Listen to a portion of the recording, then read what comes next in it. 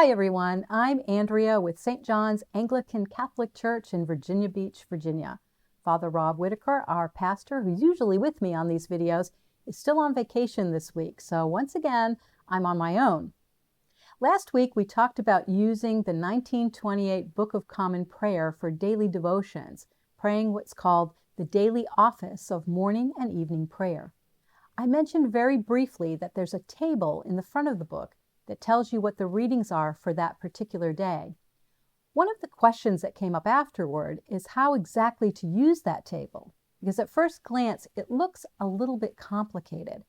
So I thought today we could take a look at that and show you how to figure out what the readings for the day should be. The prayer book follows the church calendar year, which begins with Advent, the 4 Sundays before Christmas, followed by Epiphany, Lent, Easter, and so on.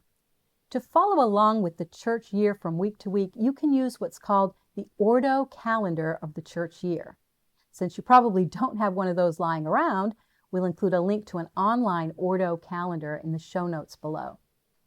Right now, as we're recording this, it's the week after the 3rd Sunday after Easter, and we're going to look at what the morning prayer readings would be for the Saturday after the 3rd Sunday after Easter, which this year is May 9th.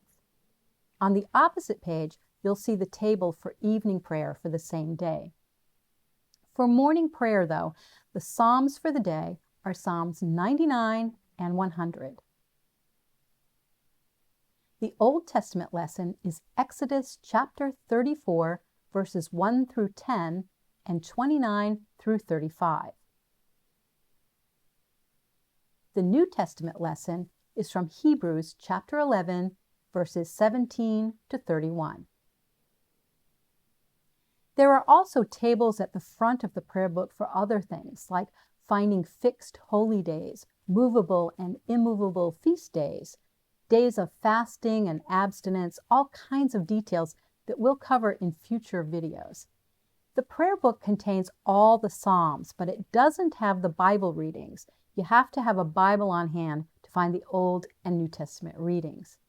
Now, you can do everything old school with a hard copy of the Book of Common Prayer and the Bible, but if you don't own a copy of the 1928 Book of Common Prayer, we have a link in the show notes below that tells you where you can buy one.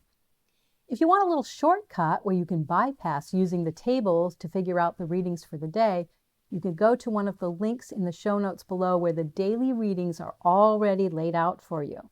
There are several of them online, but 2 that we really like are commonprayer.org for the text version of the daily office and cradleofprayer.org for the recorded version, where you can follow along as a priest leads you through the daily office of morning and evening prayer.